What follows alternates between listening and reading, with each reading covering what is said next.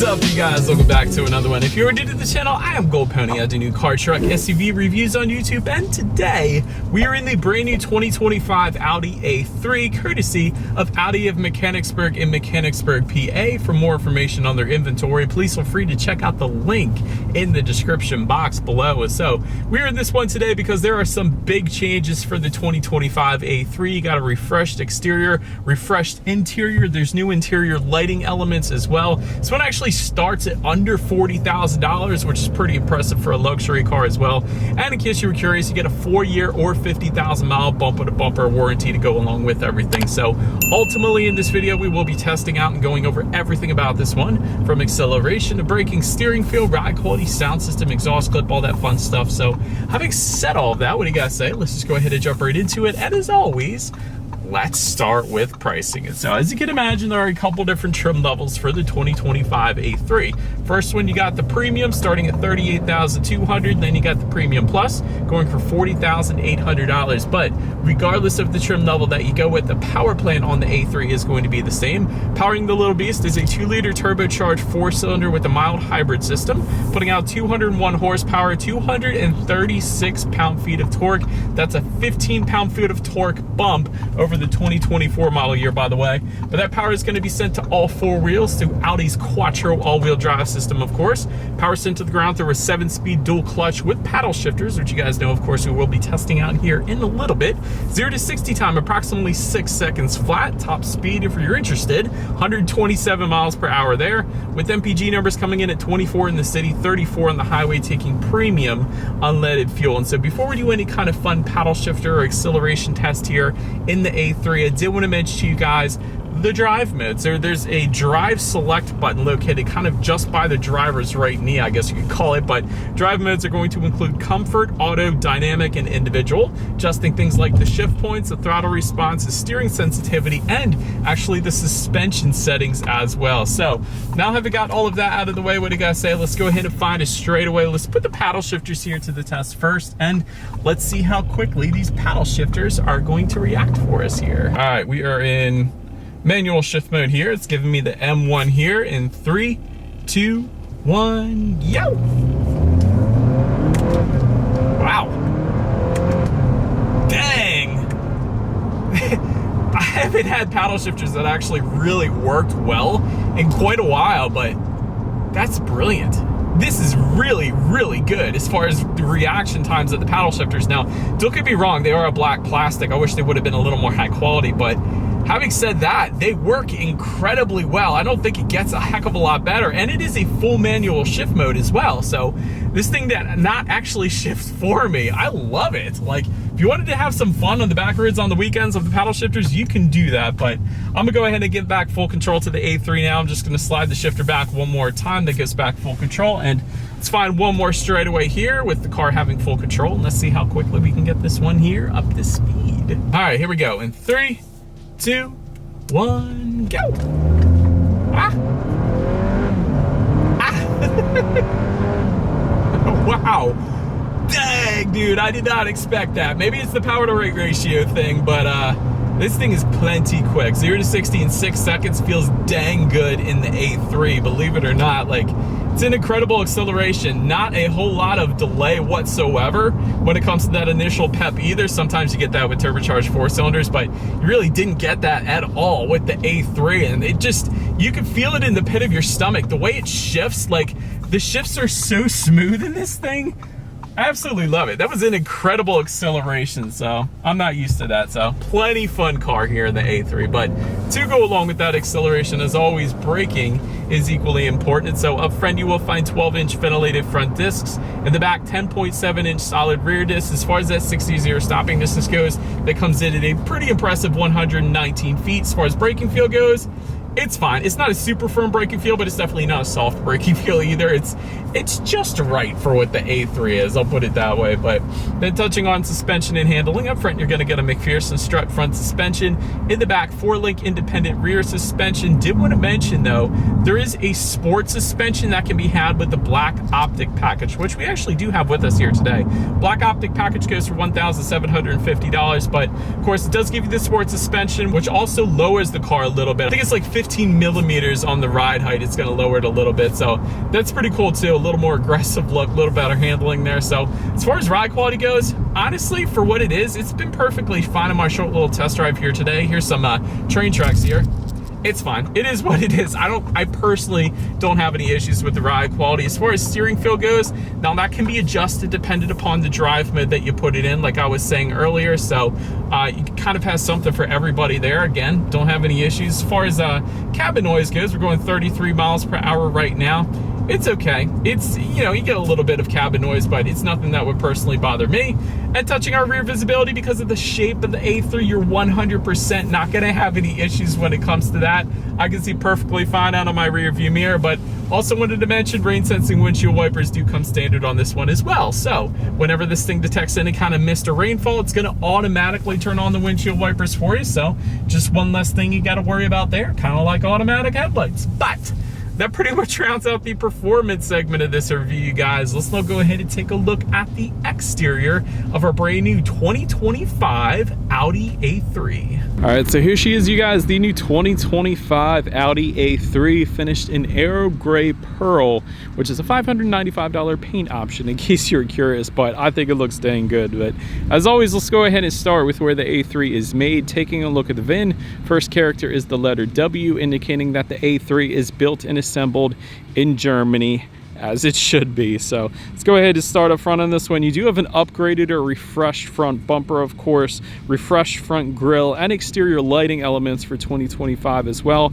And of course, since we have the black optic package, going to be a lot of those black exterior details as opposed to the silver finishes that you traditionally will find on the A3. So I wanted to mention that as well. But to the sides, LED headlights, of course, do come standard with LED daytime running lights. You get the automatic feature with those. You also get automatic high beams, meaning if you have your high beams on at night, and then senses the vehicle coming in the opposite direction, it's going to automatically dim them back to low beams. Then when that vehicle is gone, it's going to automatically bounce it back up the high beams for you there. So big fan of that. But you know what I really like about the A3 and the way it looks is it's a body colored front lip. There's so many vehicles out there, whether it be SUVs or cars, it doesn't matter, but traditionally they give you a matte black or a gloss black front lip, but it looks really good with the body colored front lip. And maybe that's just me. But the other thing is, when you actually go to unlock the A3 or lock it up, either way is fine, but it does a cool little light show with the headlights. So I wanted to show that to you guys through the B-roll here as well. So I thought that was pretty cool. But anyways, and the other really cool thing, I literally just noticed this, is it looks like the A3, it's got some headlight washers. So the way that typically works, when you turn on the windshield wiper fluid, those are going to pop out as well and kind of spray the headlights to clean them. So that's a pretty cool little added touch there. I didn't even notice that until just now. So well done, Audi. I like it. That's a Volvo thing. I think they've been doing that for quite a while. But anyways, that pretty much rounds out the front end of this one. Let's now go ahead and swing around to the side. All right, so now since we are around to the side of the A3, first thing I want to mention is traditionally you will find some silver or chrome window surrounds. However, again, with the black optic package, it's going to be gloss black window surrounds. Taking a look at the side mirrors, they are body colored power adjustable side mirrors. They will be heated with integrated turn signals. And if you were to go with the Premium Plus, they're also going to be auto dimming exterior side mirrors as well, which is pretty cool. Then taking a look down at the wheel setup, 17-inch 5V spoke design coming standard. However, there are 18-inch double 5-spoke alloys available, which is what we have with us here today. Those are going to come with the black optic package, or they are available by themselves as a $1,750 option if you wanted to go that route. But that pretty much rounds out the side profile. Let's now go ahead and swing around to the back. All right, and so now since we are around to the back of the A3, all the way to the top, you're going to find a gloss black shark fin antenna. Gotta love those LED taillights as well. Very cool design to them, honestly. I think it looks pretty good. Again, you got the black badging because we have the black optic package, but then just below it all, you will find dual exhaust outlets. They are tucked away underneath to the point where you really have to get underneath of this thing to see them. But anyways, I do believe you guys know what we have to do next here. As always, here is that exhaust clip.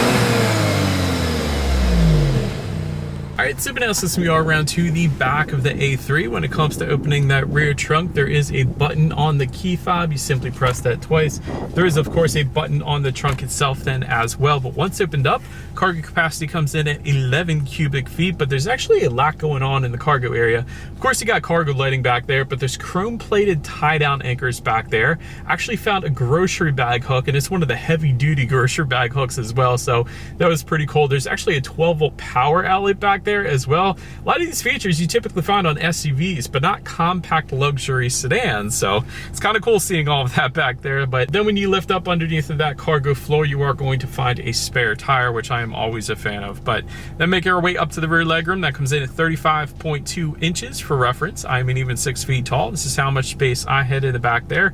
Rear center armrest with cup holders does come standard. You got some rear ventilation for the rear passengers as well, and a couple USB charging ports to go along with all of it. So then making our way up to the front seats, power adjustable leather seating does come standard. Those front seats will be heated as well, so definitely a big fan of that. And you actually do get memory settings for up to 2 different drivers here if you go with the Premium Plus trim level. That's how you're going to go ahead and get that. But lumbar support was plenty fine for me overall. As far as seat comfort goes, it was actually not that bad. I didn't have any issues with the seat comfort in this thing, so that's on point as well. But now let's go ahead and take a look at the steering wheel. It is going to be tilt and telescoping, and actually telescoped out more than most steering wheels that I test out, so I liked that. And of course, it is going to be leather wrapped as well.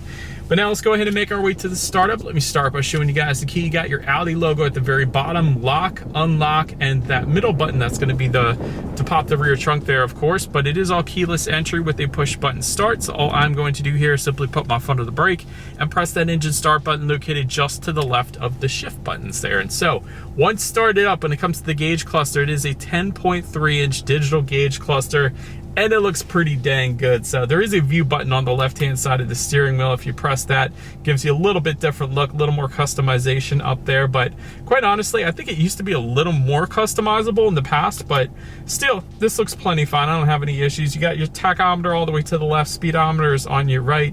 You have how many miles you have left until you hit empty at the very top, which at the beginning of my test drive said 525, which is pretty darn impressive. The fact that you can get 525 miles in between fill-ups, that's a heck of a range right there. But all the way to the bottom, you got your outside temperature, trip A, trip B, so pretty much everything you could possibly want up there. But now, let's go ahead and make our way to overall interior quality. A panoramic sunroof is going to come standard. You do also have LED interior lighting, which is pretty cool because there's no button for it. You just kind of touch the light and it lights up. So I like the way they did that.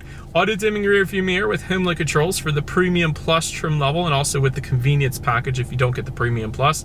Wireless phone charger, same thing, comes with the Premium Plus trim level. It's located just in front of the shift buttons. And so speaking of just in front of the shift buttons, you have a couple USB charging ports there. Shift buttons, by the way that works, because it's a little bit different than most vehicles out there. If you want reverse, you press it forward. If you want drive, you press it backwards. And then park, of course, is going to be the P button just in front of it all.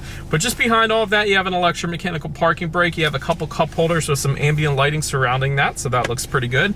Then within the center armrest, probably the least amount of storage within a center armrest that I've ever seen, but it is a smaller car. But yeah, there's not a ton of storage in there, but that's kind of funny. But anyways, I like the texturized finish found in the doors. I thought that was pretty cool. You also have kind of this wood look finish, and it might be real wood. It actually might be, but it has the Quattro lettering found throughout the wood trim there. I think that was pretty cool as well. Nice gloss black and silver finishes just above all of that. So overall, the interior quality, it's done pretty darn good. I don't have any issues with that. But anyways, now let's go ahead and take a look at the infotainment screen. It is a 12.3-inch infotainment screen. You get Bluetooth and audio streaming with that. Wireless Android Auto, Apple CarPlay as well. There's a ton of different things you can check out in there. For example, if you go into the vehicle settings, you can go to light and visibility and then interior lighting, and that is where you can actually adjust the ambient lighting. I'm going to turn it all the way up here and make it look a little cooler. You got Amazon Alexa up there. There's some themes up there as well. It looks like you can check out messages. That's kind of cool. Check out calendar. There's your weather settings. A lot going on with the infotainment screen here. Factory navigation system up there as well. And of course, you have your radio information. So when it comes to the sound systems, there are 2 of them dependent upon the trim level that you go with, of course. 6 speakers are going to be had with the premium. And then there's the 15 speaker Sonos sound system for the premium plus. Hopefully I said that right. But having said that, let's go ahead and turn on the radio. Let's see what we got playing today. And let's test out the clarity of this one. All right, that is a pretty darn good sound system. I definitely don't have any issues with that. Quite a bit of speakers as well. Don't think I like it quite as much as the Integris ELS Studio sound system, but it's still pretty darn good. So definitely don't have any issues there. But last thing I wanted to mention to you guys on the infotainment screen is when you do put the A3 in reverse, you will find a rear view camera coming standard across the board, letting you know who or what is behind you, which is always going to lead us into safety. So let me start with the best part. The A3 is an IIHS Top Safety Pick Plus, which is the very highest designation given by IIHS. So that pretty much says it all right there. Front side current airbags do come standard. You get a driver's knee airbag up front as well. In the back, you got latch, aka lower anchors and tethers for children for the rear car seats, rear child door locks, tire pressure monitoring system, but also coming standard, front pedestrian detection, forward collision warning, rear cross traffic alert, and then the premium plus and convenience packages are going to add to that Audi side assist, adaptive cruise assist, and park assist then as well. So overall, when it comes to my final thoughts, for one, this thing looks great. Definitely a good looking compact luxury sedan for sure.